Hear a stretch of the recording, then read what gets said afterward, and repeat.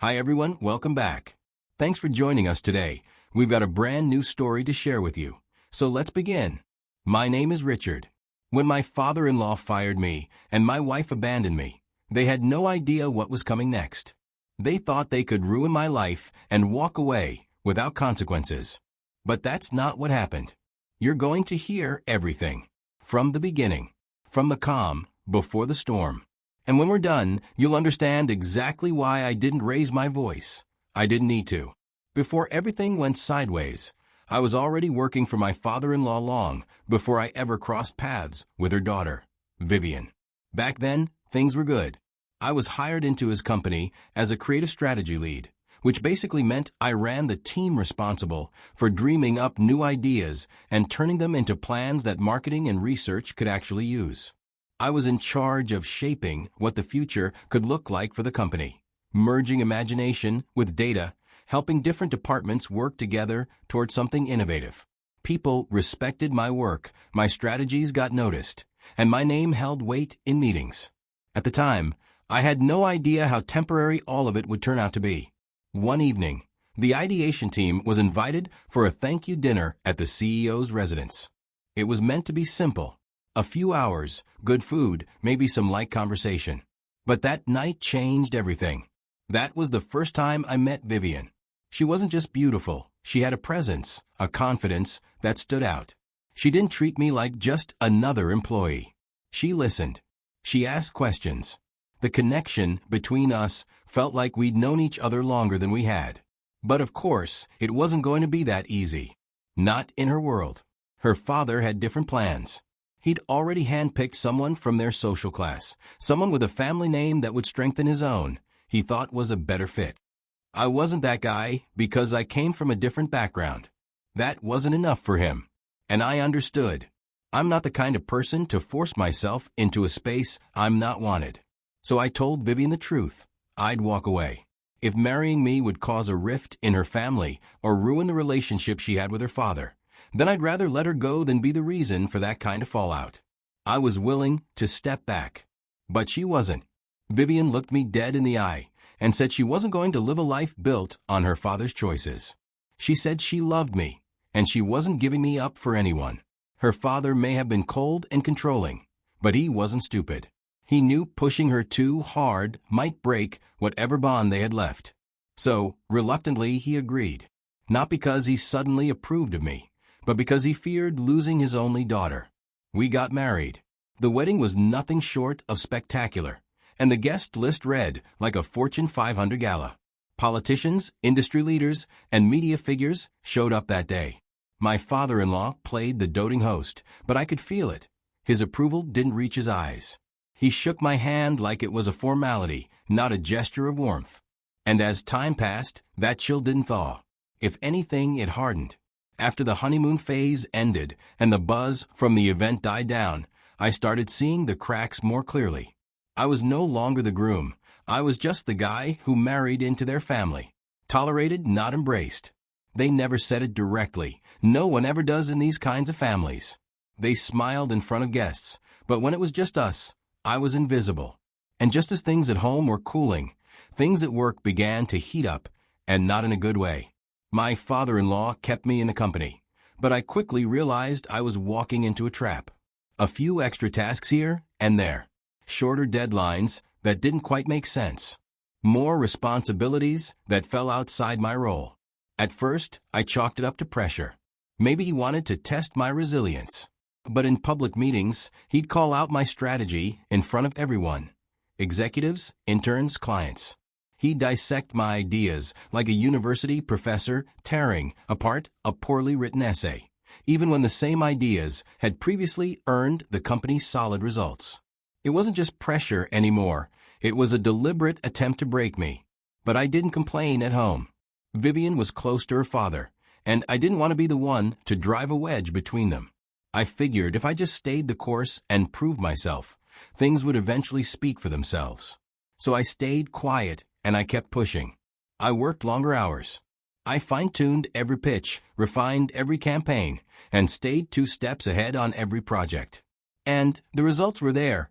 Campaigns that broke projections, concepts that attracted new partnerships, innovations that saved the company time and money.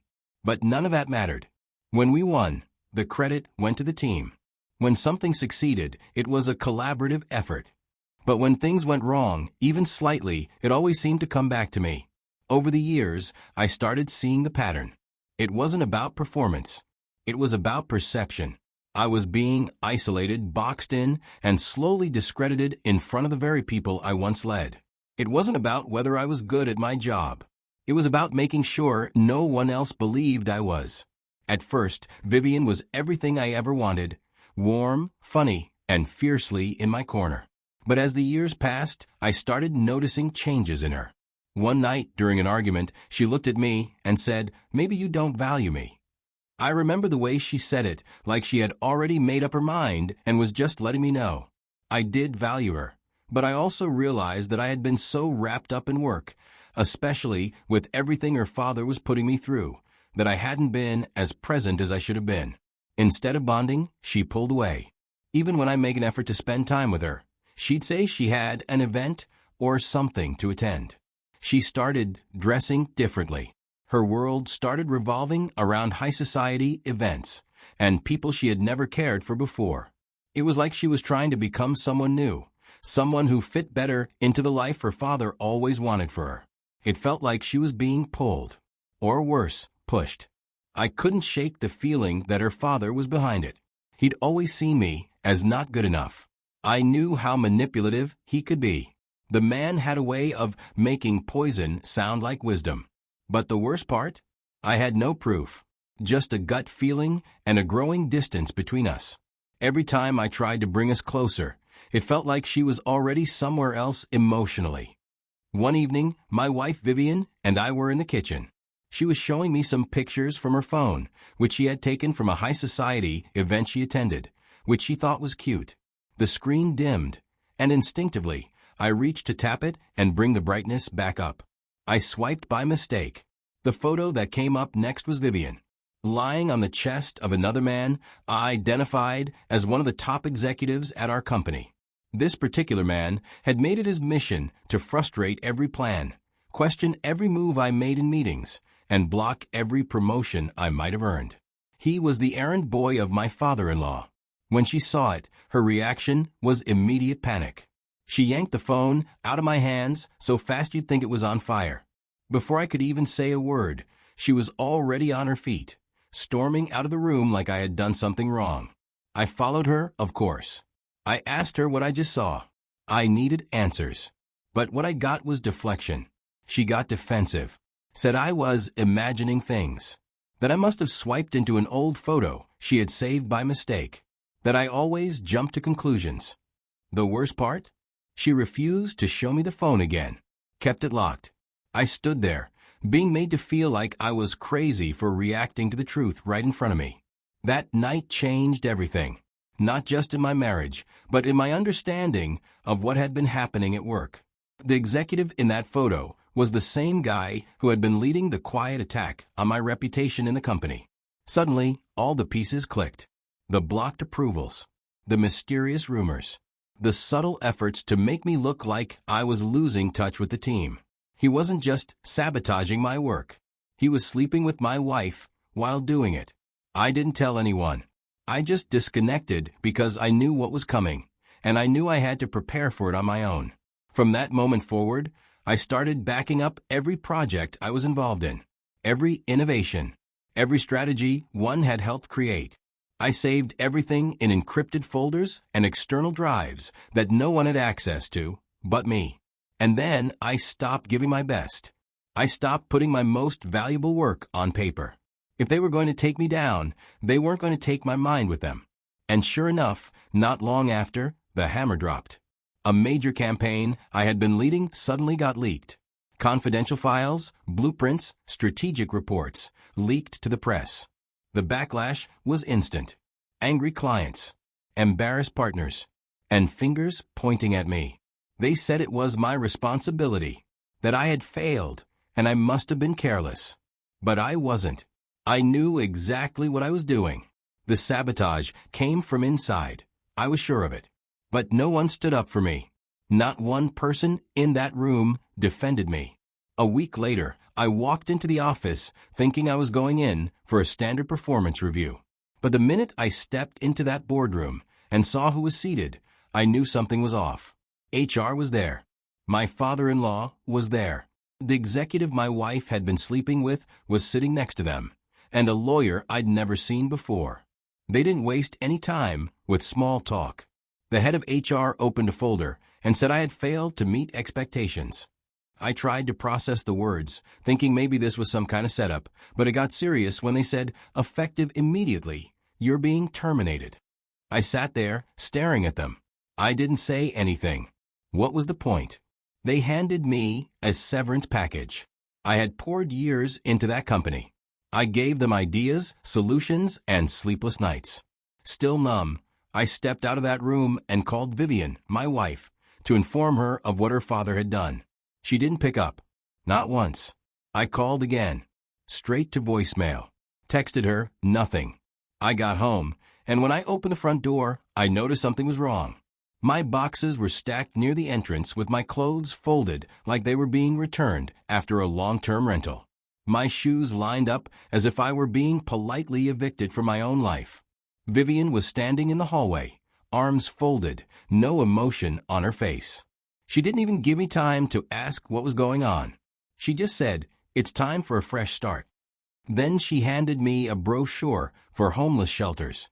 I looked down at it, then back at her, try to understand if this was some kind of sick joke. It felt like I was a stranger she had finally gotten rid of. She could do this because the house we had been living in was gifted to us by her father, and it was technically company-owned, which meant now that I was out of the company, I was out of the house too. I didn't say a word, not because I didn't have anything to say, but because I knew, in that moment, nothing I said would matter. So I picked up my things, walked out of the house I used to call home, and left everything behind. I honestly thought it was over for me. Yes, I knew things were bad, but I didn't expect all these at once. How do you bounce back when you've lost your job, your wife, and your reputation in one sweep? I was at my lowest, no lies. But something interesting started happening a few days after the news got out. Quietly, under the radar, I started getting calls. These were from hiring managers and execs at competitor firms. People who'd heard what went down. They didn't believe the official story. Some of them had worked with me before, others had seen the impact of my work from the outside. They knew what I was capable of. And now that I was suddenly available, they wanted in. But there was a problem.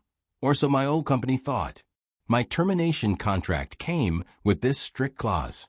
It said I couldn't work for any company in the same industry. No consulting, no employment, nothing. They wanted to box me in, freeze me out completely. I remember sitting with that document and thinking, yeah, they're smart, but they're not smarter than me. Because here's what they missed. They never said I couldn't sell what I knew. They assumed that because I was gone, I wouldn't have access to anything valuable. What they didn't realize is that the real value was never in their building or their files. It was in me. I had kept the blueprints of every major concept I ever worked on. I knew exactly what made their innovations tick. And when I was leaving, I had been holding back my best stuff out of self-preservation. I wasn't about to give them everything while they were busy stabbing me in the back. Soon, panic started setting in over there. I could sense it. People from my old team started reaching out, casually at first, asking how I was doing, then slowly steering the conversation toward work. "Hey man, remember that projection model you showed us last quarter? We've been trying to recreate it," or "Hey, do you still have that rough sketch of the adaptive campaign system?" They weren't slick. I saw right through it. They were desperate because the new guy they brought in, he had no idea what he was doing. And without my foundational work, he was scrambling to keep the house of cards from falling. Then came the game changer. A multinational company based in the Netherlands, with operations in the US, reached out through a third party. They knew what had happened. They didn't care about NDAs or petty politics. What they cared about was what I could bring to the table. And I laid it out. I sold them the exact framework, strategy systems, and creative pipelines that made my ex-father-in-law's company successful in the first place. The same stuff that had driven their innovation edge for years. Only now, I enhanced it even further. The moment they deployed those systems, it was like watching a tidal wave hit the market. They didn't just compete, they crushed it. Within months, their market share doubled, then tripled. My old company couldn't keep up. They were bleeding clients. Their edge? Gone. Their secrets? Now modernized as someone else's weapons. By the time the money started rolling in, I had already detached from everything that once weighed me down. The company that bought the ideas I had held back paid me millions. I started living freely, bouncing between cities like Amsterdam, Tokyo, and Cape Town. I had no real home because the world became my home.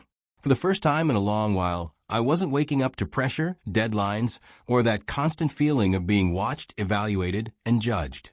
There was no wife giving me the silent treatment. No father-in-law undermining me in meetings. No masked enemies pretending to be colleagues. Just me, peace, and a whole lot of freedom. But as I found peace, their world was collapsing. Desperation started leaking through their polished fronts. First, it was a few emails, polite, fake-friendly tones. We'd like to discuss a possible collaboration. Then came the apologies. Let's start fresh. Misunderstandings happen. After that, the tone turned desperate. Please, Richard. The company needs you. Vivian wants to talk. Can we set up a call? One message even had the nerve to say, we were wrong, but you should understand it was never personal. Funny how people remember your worth when your absence starts costing them real money. My inbox became a museum of regret. I never replied. I didn't have to. And now, standing on the other side of it all, there are a few things I've come to understand. First, loyalty without boundaries will get you burned. I gave too much without asking if it was being received with respect. Second, never let people guilt you out of your instincts. I knew something was off, and I stayed quiet to keep the peace. That silence almost destroyed me. Third, protect your value. Not everything you know needs to be shared with people who don't appreciate it.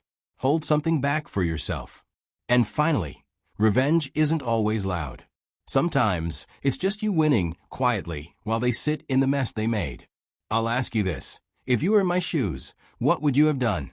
Would you have gone back? Tried to fix it? Or would you have done what I did, walk away, and build something bigger in silence? Because here's the truth. They thought they were ruining me. They were only forcing me to level up.